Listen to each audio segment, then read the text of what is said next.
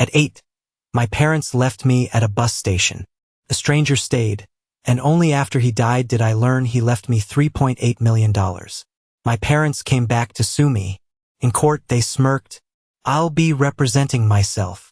The courtroom was so quiet I could hear the pen scratching across the clerk's notepad 3 rows back. I adjusted the sleeve of my blazer, took a slow, deep breath, and looked straight ahead at the gallery. My mother, Evelyn, the woman I haven't called that in 22 years. She was seated in the second row, wearing a navy blue dress she must have bought specifically for today. Something respectable. Something that screamed grieving family. Next to her sat my father, Arthur, his posture stiff, his eyes darting around the room. And right behind them was Wyatt, my younger brother, the golden boy. He leaned back on the wooden bench, arms crossed over his expensive suit, a sickening, arrogant smirk plastered across his face. They thought they had won. They thought I was still that terrified 8-year-old kid they threw away. They looked at the plaintiff's table like they had already cashed the check. Then the heavy oak doors opened, and the bailiff's voice filled the room. All rise for the Honorable Judge Patricia Wynne. I stood up with everyone else. I smoothed my jacket, and when I sat back down, I caught Evelyn's eye for the first time in over 2 decades. She didn't smile. Neither did I. But I was not afraid. I had not been afraid of her in a very long time. The judge flipped through the thick stack of files on her desk, pushed her silver-rimmed glasses up the bridge of her nose, and looked around the room. Her eyes landed on my side of the aisle. "Mr. Marsh," the judge said, her voice echoing in the cavernous space. "I do not see your counsel present. Are we waiting on someone?" Evelyn's smirk widened.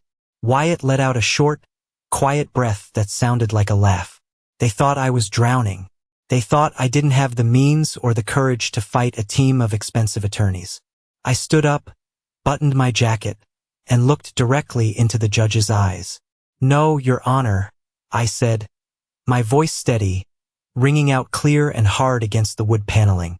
"I will be representing myself." The silence in the room suddenly felt incredibly heavy. Evelyn's smirk vanished instantly. Wyatt sat up straight, his arms dropping to his sides. Arthur swallowed hard, his Adam's apple bobbing. They didn't know.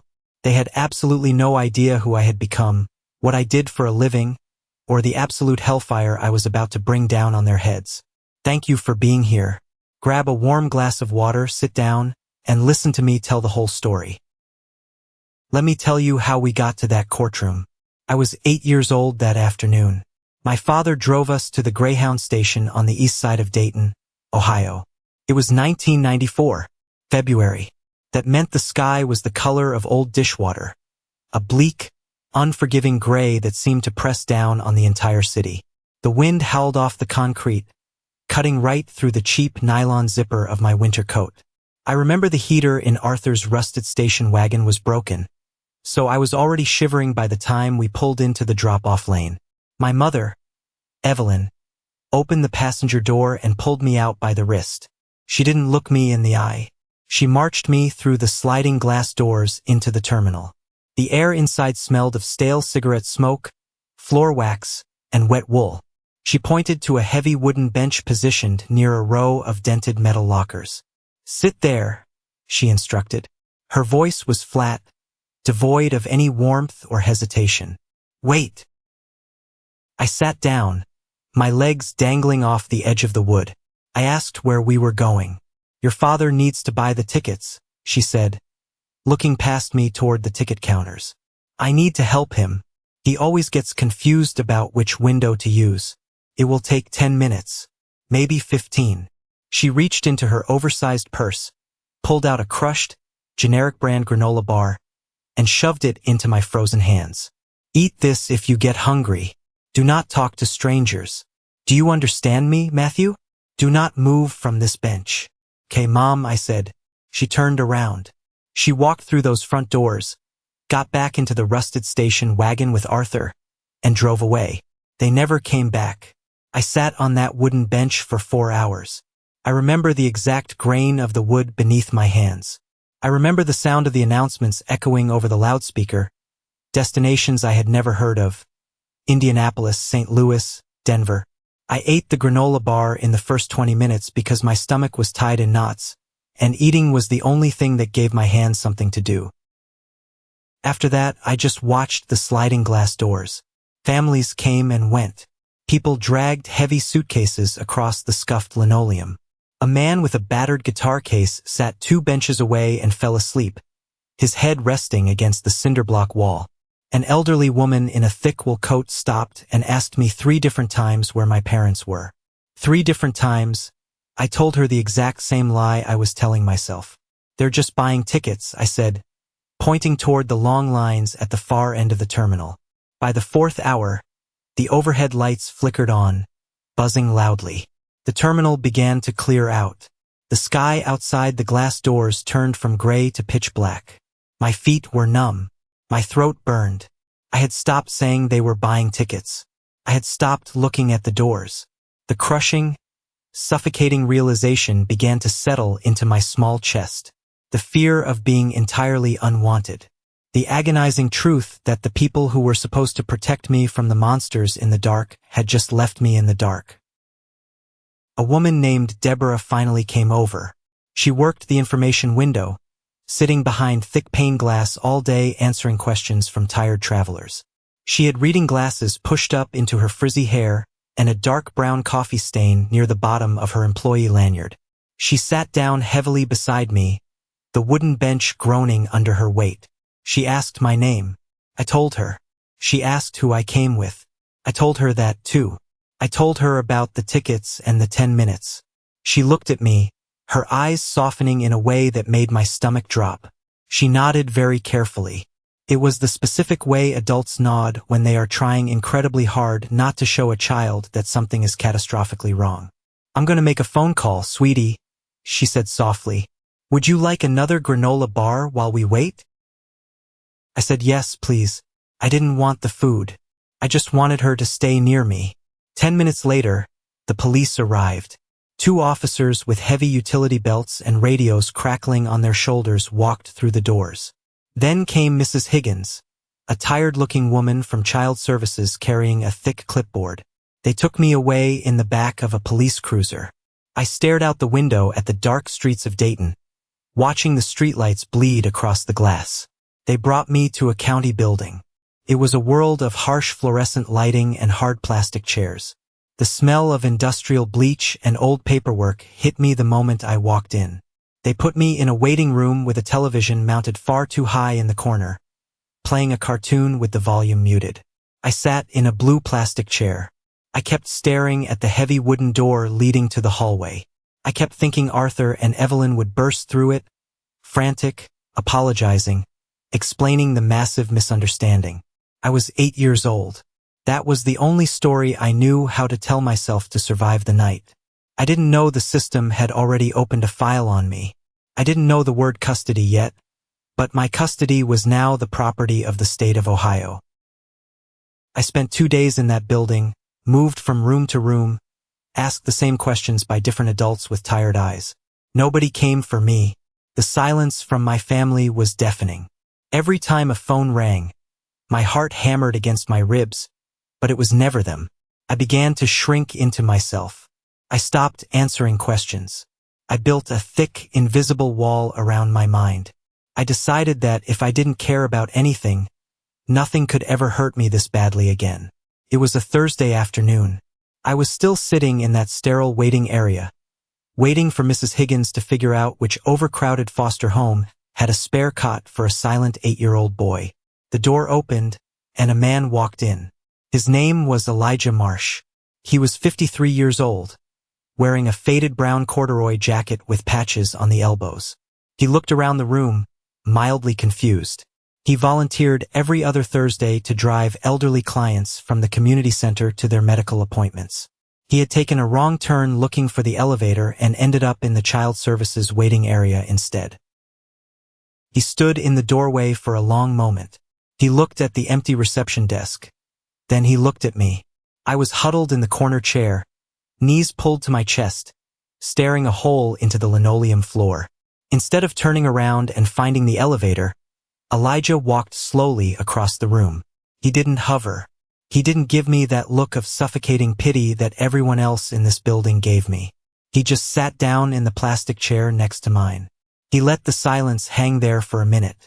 "Do you know how to play chess?" he asked. His voice was low, gravelly, and completely calm. I slowly shook my head. I didn't speak. "That's fine," he said, not missing a beat. "I can teach you." He reached into the deep pocket of his corduroy jacket and pulled out a small, folding magnetic travel chess set. He opened it on the empty chair between us. The pieces were tiny, chipped plastic. He set up the board meticulously. We played for 40 minutes. Elijah was patient in a way that I had never experienced. He wasn't performing patience for an audience. He wasn't waiting for me to thank him. He was genuinely, entirely unbothered by how long it took me to understand the rules. He explained how the knight moved in an L shape 3 times, never once making me feel stupid for forgetting. When I finally trapped his bishop, the corner of his mouth twitched upward. "Good instinct," he murmured. When Mrs. Higgins finally rushed into the room, flustered and holding a stack of files to take me to my temporary placement, Elijah didn't just walk away. He stood up, wiped his hands on his trousers, and extended a hand to me. He shook my small hand like I was a grown man. "Keep your eyes on the center of the board, Matthew," he said. I thought I would never see him again. People always left.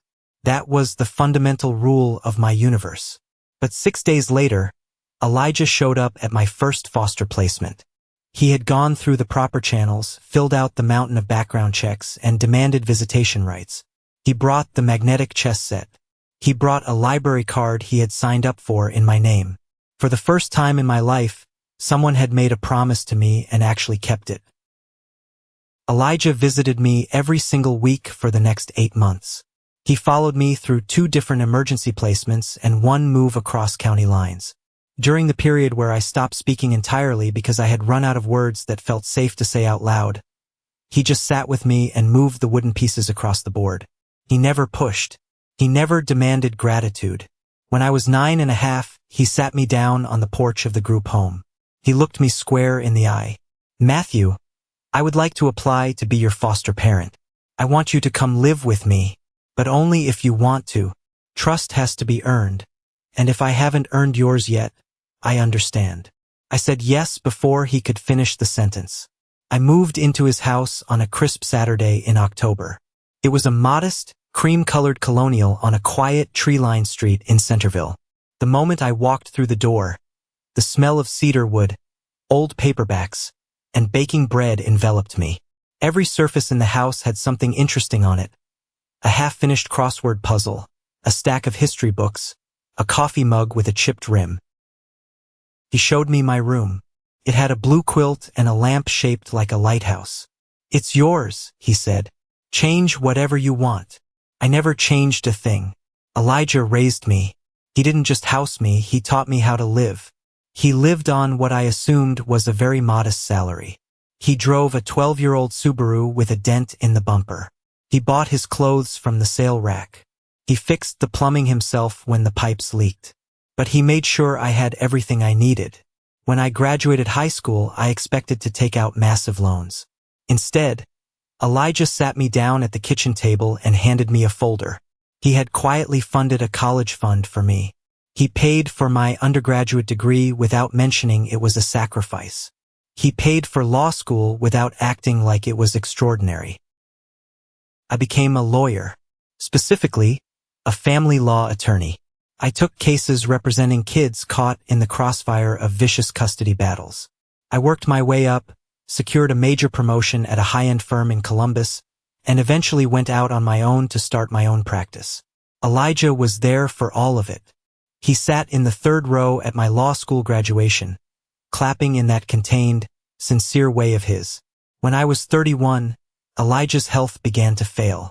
He faded quietly, exactly the way he lived. He passed away on a Tuesday morning in March, peaceful in his own bed. The funeral was small. No fanfare. Just the neighbors, some folks from the community center, and me. I stood by his grave, the cold wind whipping around me, feeling an immense, crushing loss. But this time I wasn't an abandoned 8-year-old. I was a man forged by the love of a good father. I packed up his house slowly. I kept the blue quilt. I kept the chess set. I cried exactly as much as I needed to, and then, because Elijah would have demanded it, I got back to work.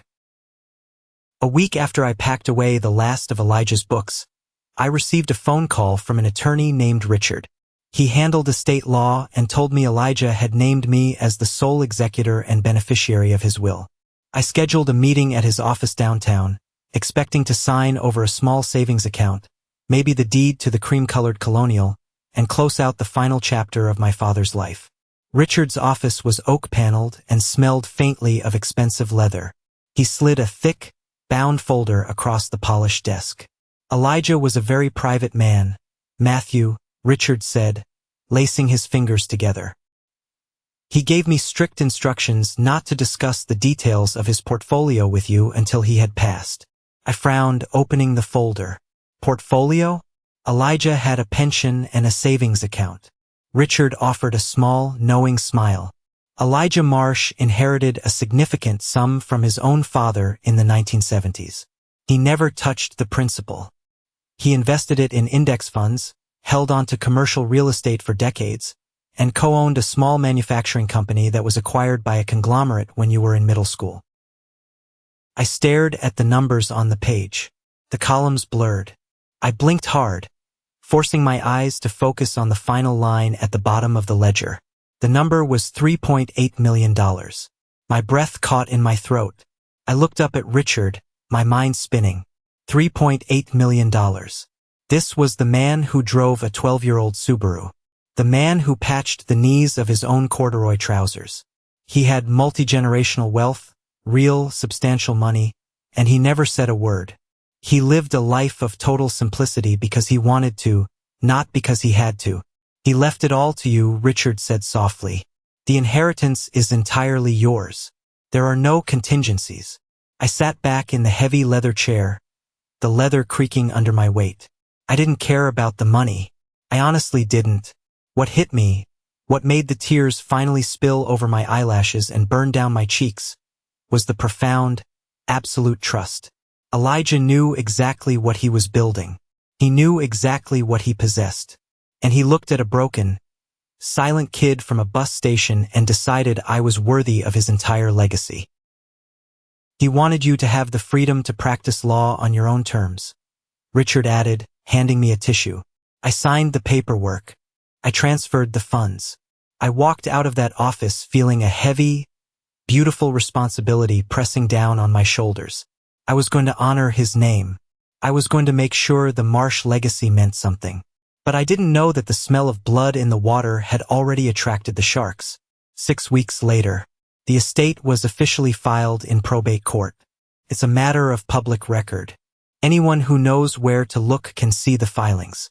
I was sitting at my kitchen table on a Tuesday evening, drinking black coffee and reviewing a brief for a client, when there was a sharp knock at my front door.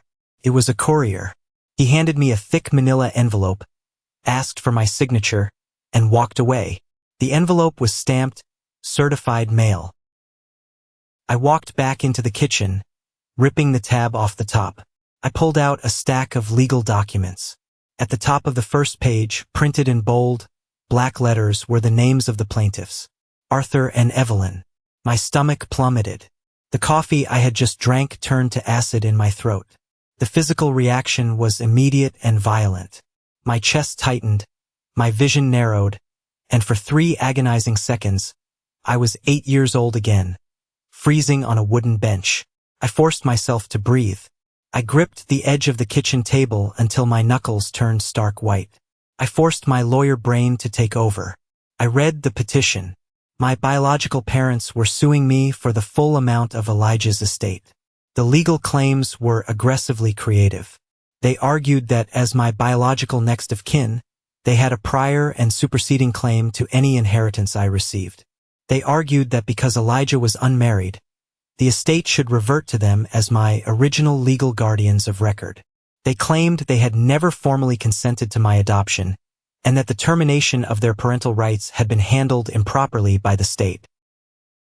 I looked at the return address on the envelope. Beaver Creek, Ohio. They lived 20 minutes away. For 22 years, they had lived a 20-minute drive from where they abandoned me. They had been that close the entire time. They never looked for me. They never called. They never cared if I was dead or alive. Until there was $3.8 million on the table. I dropped the papers onto the table. I wasn't shaking anymore. I wasn't sad. The residual trauma of the abandoned child evaporated, replaced instantly by a cold, calculating, and absolute fury. The sheer audacity of it. The brazen, disgusting greed. They wanted a fight. They had absolutely no idea who they had just dragged into the ring. Before I drafted a single legal response, I needed to understand their angle. In litigation, if you don't know your enemy's true motivation, you are flying blind. They hadn't cared about me for 2 decades. Why risk exposure now? I put on a dark jacket, grabbed my car keys, and drove out to Beaver Creek. I found the address listed on the court filing. It was a decaying suburban neighborhood, the kind of place where the lawns are overgrown and the siding is peeling off the houses. I parked my car 2 blocks down, under the deep shadow of an old oak tree, and watched their house. I sat there for an hour. Just as I was about to put the car in drive and leave, a car turned the corner. It wasn't a rusted station wagon. It was a brand new, jet black Porsche 911. The engine roared, a deep, aggressive sound that violently shattered the quiet of the neighborhood. The Porsche jerked into the cracked concrete driveway of my parents' house, parking diagonally across the grass. The driver's door swung open. Wyatt stepped out. I recognized him from the few blurry photos I had found online over the years. He was 28 now, the golden boy they kept. He was wearing a tailored suit that cost more than my first car, expensive leather loafers, and a gold watch that caught the streetlights. He looked frantic. The front door of the house flew open. Arthur walked out, looking older, worn down, his shoulders stooped. Evelyn followed close behind, wrapping a cheap cardigan tightly around herself.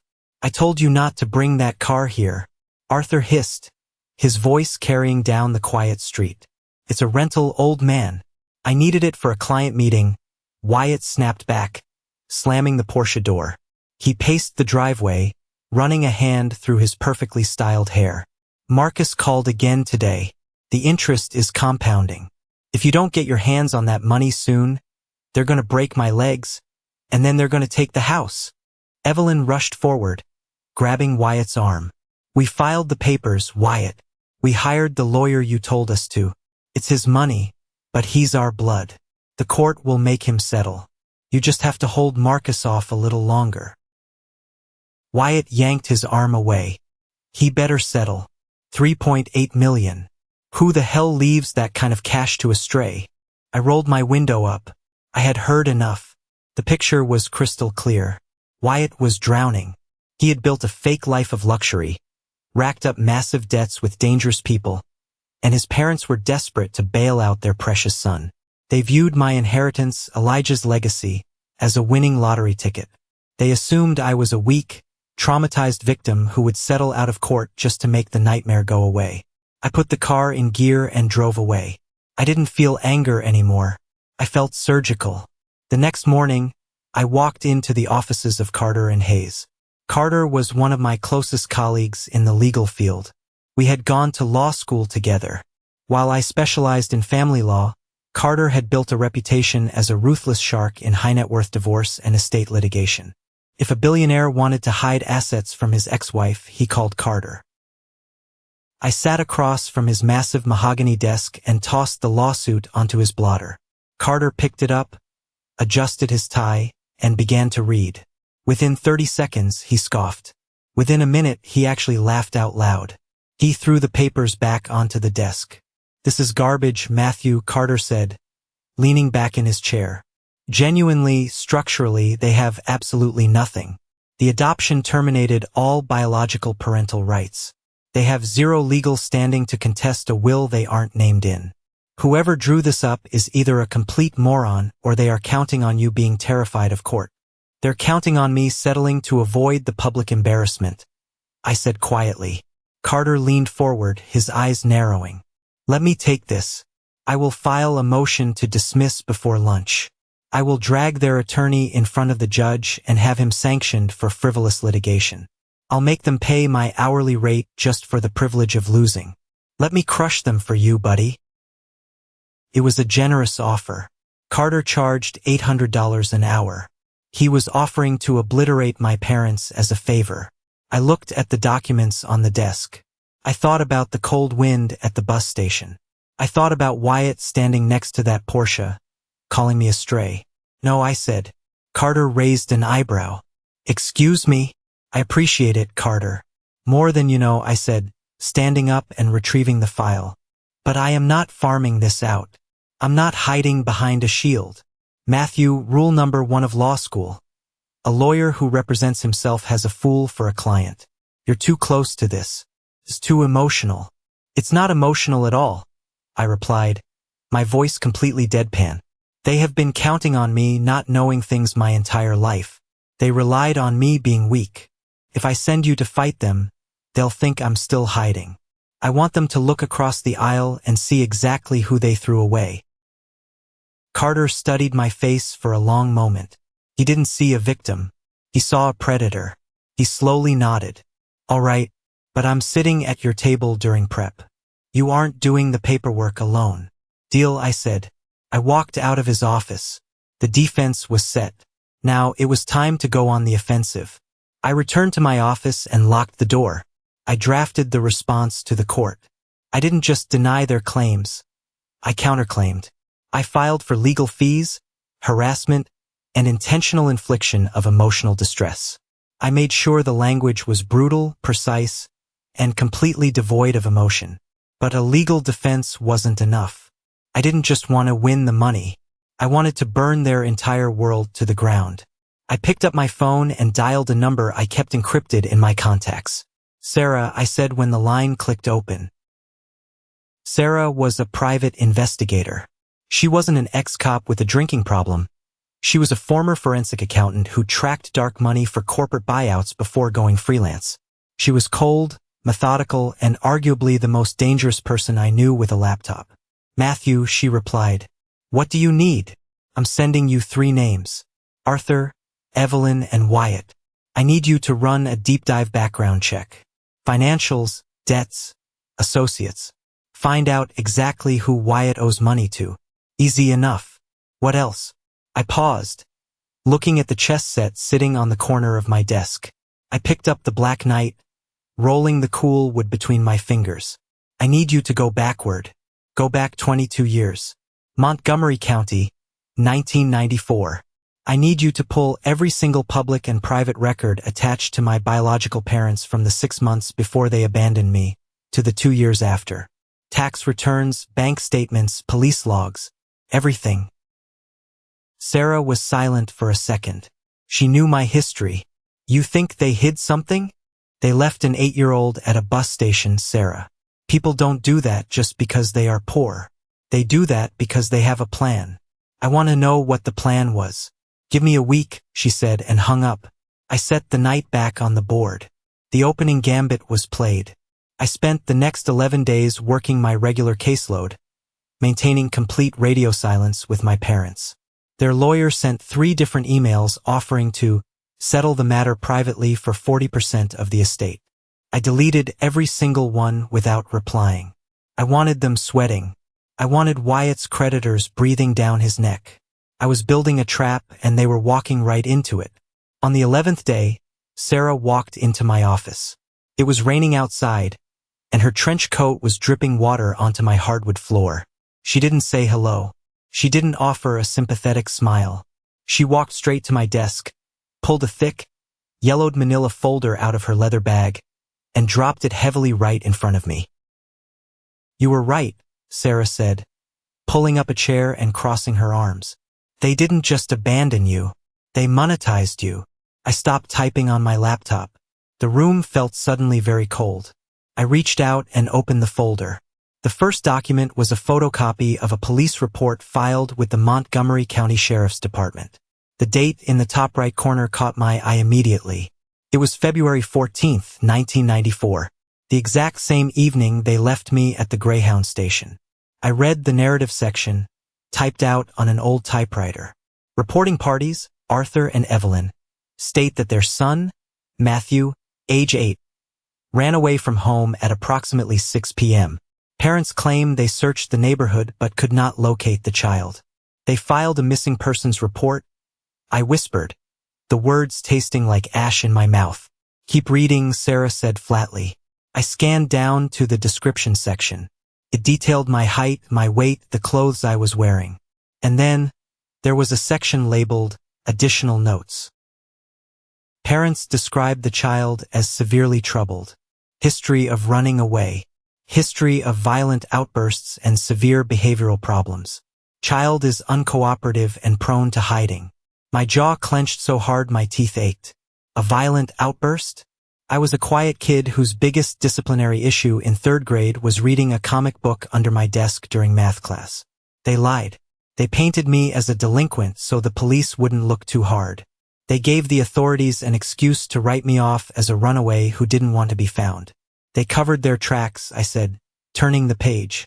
They made sure no one would connect an abandoned kid at a bus station downtown with a troubled runaway from the suburbs. That was just step 1 to establish the narrative, Sarah pointed out, tapping the folder. Look at the next document. Look at what they did next. I flipped to the next section of the file. It was a contract from a mid-level insurance firm based out of Chicago. It was a life insurance policy. The policy was taken out 18 months before they dropped me at the station. The insured party was me. The beneficiaries were Arthur and Evelyn. They insured a child? I asked, looking up at Sarah. It's not entirely uncommon to get small burial policies for kids, Sarah explained, her voice entirely devoid of emotion. But look at the riders. Look at the specific clauses. I dragged my finger down the dense legal text until I hit a highlighted section. The policy included a specific contingency clause for a payout in the event of a prolonged disappearance, meeting the legal threshold for presumed death. I flipped to the very last page in the folder. It was a copy of a cleared bank check. It was dated exactly 2 years and 1 month after the night at the bus station. The check was made out to Arthur and Evelyn. The amount was $62,000. I stared at the numbers. $62,000. I let the reality of those digits wash over me. They didn't just walk away because they couldn't afford to feed me. They didn't make a terrible mistake under unimaginable pressure. They planned it. They took out the policy. They waited for the waiting period to clear. They drove me to a bus station, dumped me like garbage, drove straight to a police precinct to file a fake report, and then waited 2 years to declare me legally dead. They committed insurance fraud. They sold my life, my safety, and my sanity for $62,000 to pay off their debts and keep their golden boy Wyatt comfortable. I closed the folder. I rested my hands flat on top of the cardboard. I didn't feel devastated. I didn't feel broken. I felt a sense of ultimate, terrifying clarity. The final puzzle piece had clicked into place. They weren't just terrible parents. They were felons. They had committed grand larceny, insurance fraud, and filed false police reports. And now, 22 years later, these same felons had walked into a court of law to demand another $3 million from the ghost they created. Sarah, I said, looking up at her. My voice was dangerously calm. Yeah. Make 3 copies of this entire file. Put them in sealed binders. I looked down at the folder, a cold, predatory smile spreading across my face. I had the ultimate weapon. They had handed me the gun, loaded the chamber, and pointed it at their own heads. All I had to do was pull the trigger in front of the judge. We are back in the present. The courtroom of the Honorable Judge Patricia Wynne. The heavy wooden doors were closed, sealing us inside a space where only the law mattered. I sat alone at the defendant's table. Across the aisle, Arthur, Evelyn, and Wyatt sat behind their hired attorney, a man named Vance. Vance wore a suit that looked expensive from a distance but was shiny at the elbows up close. He had the kind of aggressive, overly confident posture typical of a lawyer who usually handled messy divorce settlements by bullying the opposing counsel into submission. Judge Wynne folded her hands on her desk and looked down at Vance. "Counselor," she said, her voice cutting through the silence like a razor. I have read your initial filings. I am struggling to find the legal standing for your clients to contest this will. Please, enlighten the court. Vance stood up. He buttoned his jacket with a practiced flick of his wrist. He didn't look at me. He looked at the judge, flashing a smile that was entirely out of place. Your Honor, we are here today to correct a profound injustice, Vance began, his voice booming dramatically.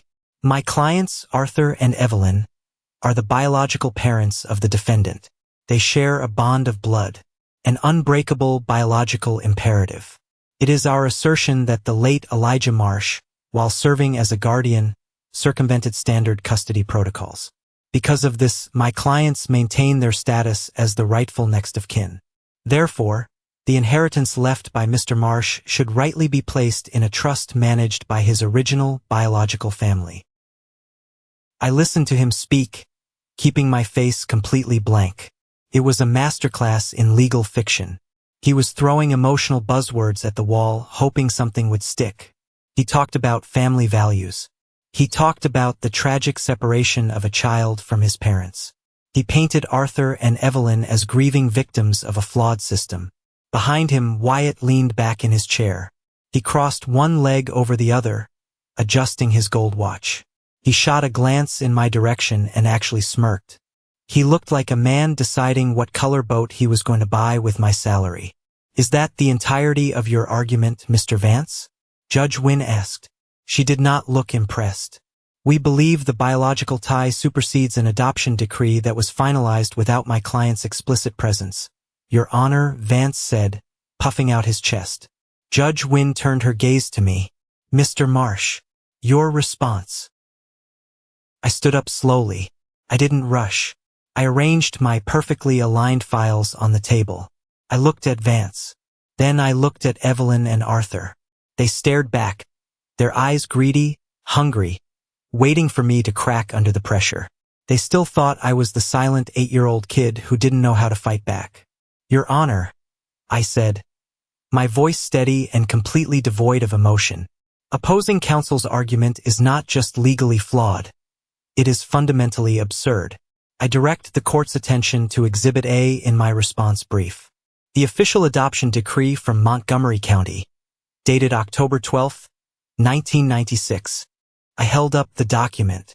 Under Ohio state law, the finalization of a legal adoption permanently severs all legal ties, rights, and privileges of the biological parents. They are legally considered strangers to me. They have no standing to request visitation, no standing to claim custody, and absolutely zero standing to contest a legally sound will executed by my adoptive father.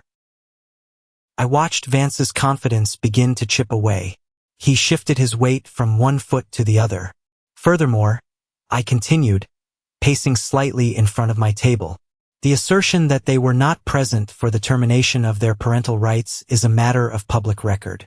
They were not present because they abandoned me at a Greyhound bus station in 1994 and never returned.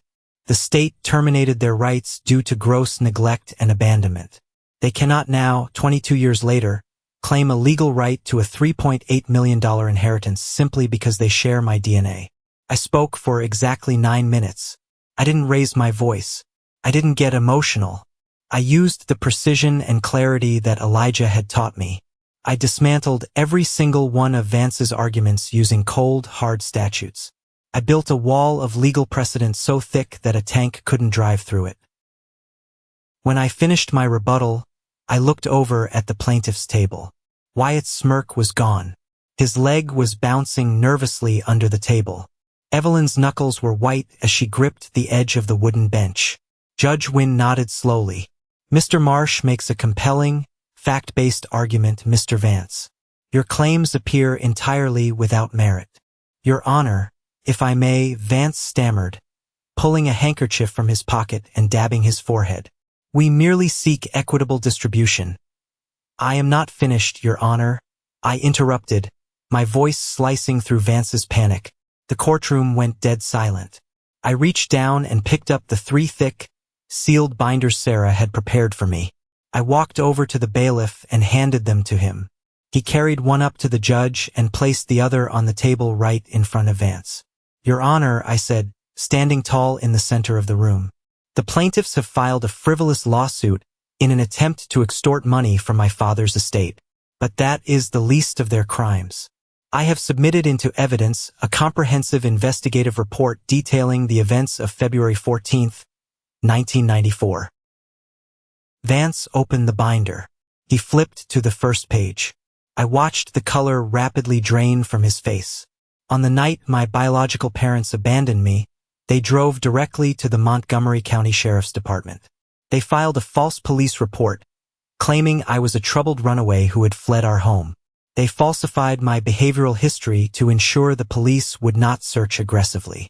Arthur gasped loudly. It was a sharp, guttural sound of pure terror. Evelyn slapped her hand over her mouth. I didn't stop. I looked directly at Wyatt, locking eyes with the golden boy who was watching his entire life evaporate. 18 months prior to abandoning me, Arthur and Evelyn took out a life insurance policy on my life. The policy included a specific rider for a payout in the event of a prolonged disappearance. Exactly 2 years and 1 month after they dumped me at that bus station, they filed a claim asserting I was legally dead. Judge Wynn flipped rapidly through the binder, her eyes scanning the highlighted bank check. Her expression, usually a mask of judicial neutrality, morphed into absolute, unadulterated disgust. "They collected a payout of $62,000. I stated, my voice echoing off the walls. "They did not lose a child. They liquidated an asset.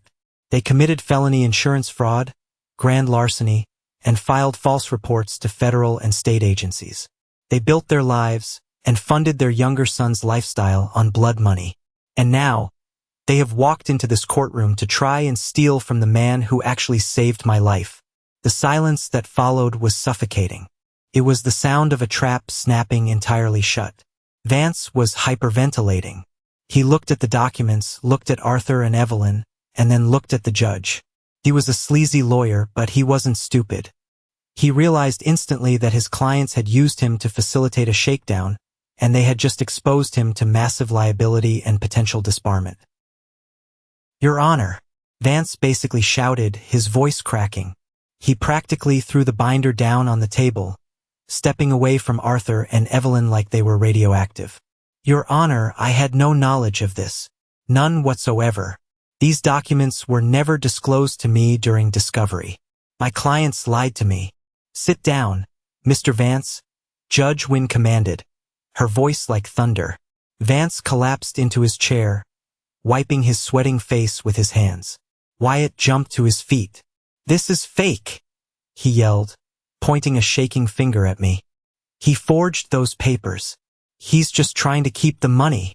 "Bailiff, secure that man," Judge Wynn ordered immediately. The bailiff stepped forward, placing a heavy hand on Wyatt's shoulder and forcing him back into his seat. Wyatt looked at his parents, his eyes wide with panic. "Tell them it's a lie. Dad, tell them." Arthur couldn't speak. He was staring blankly at the floor, his chest heaving. Evelyn was quietly sobbing, her face buried in her hands. They knew it was over.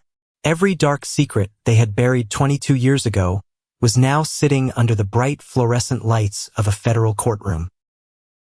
Judge Wynn closed the binder. She folded her hands and looked directly at the plaintiff's table.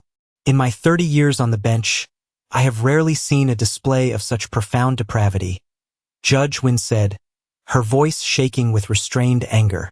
"The claims brought forth by the plaintiffs are dismissed with extreme prejudice. Furthermore, I am ordering the plaintiffs to pay all legal fees and court costs incurred by the defendant." She picked up her gavel, but she didn't strike the sounding block yet. She looked at me. "Mr. Marsh, I am taking possession of this evidence. I am personally forwarding this entire file to the Montgomery County District Attorney's Office, as well as the State Insurance Fraud Investigation Unit. I am strongly recommending immediate criminal prosecution." She slammed the gavel down. The sharp crack echoed like a gunshot. "We are adjourned." The courtroom erupted into chaotic movement. Vance scrambled to pack his briefcase, practically sprinting down the aisle to get away from his former clients. Two court officers moved quickly toward the plaintiff's table to detain Arthur and Evelyn for questioning based on the judge's orders. I calmly packed my legal pads and my laptop into my briefcase. I clicked the locks shut. As I turned to walk down the center aisle, my path was blocked. Evelyn had pulled herself away from the officers for just a second. She stood in front of me. Her face was streaked with cheap mascara. Her hands were trembling violently. She looked up at me, and for a split second, I saw the mother I used to know. I saw the woman who used to read me bedtime stories before the money ran out and the darkness took over. She reached her hand out, her fingers hovering just inches from my suit jacket. "Matthew," she whispered, her voice cracking. "Please." We were desperate. We didn't know what to do. "You're my son. You have to help us. Please, don't let them take us away." She was looking for a lifeline.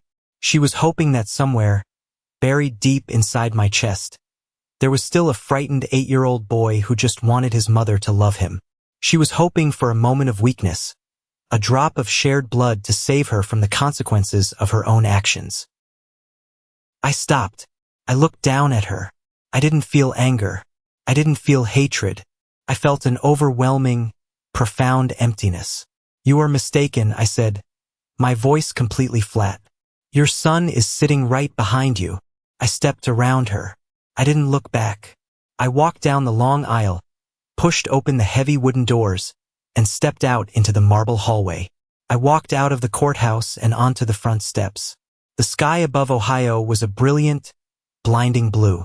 The wind was warm. For the first time in 22 years, I took a deep breath, and the air actually reached the bottom of my lungs. The phantom weight I had been carrying my entire life, the feeling of being unworthy, the lingering fear of the dark, was completely gone. I was free. Time moves quickly when you are no longer chained to the past. 6 months later, the legal machinery we set in motion that day in court reached its inevitable conclusion. The district attorney did not offer a plea deal. They brought the hammer down. Arthur and Evelyn were indicted on multiple felony counts of insurance fraud, conspiracy, and filing false police reports.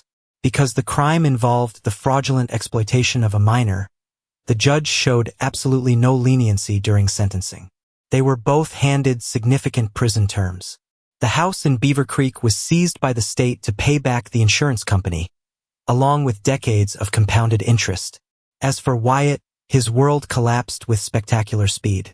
Without his parents' home to borrow against, and without the $3 million he was banking on, his creditors closed in. I heard through Carter that Wyatt's shiny black Porsche was repossessed in the middle of the night. He was evicted from his luxury apartment.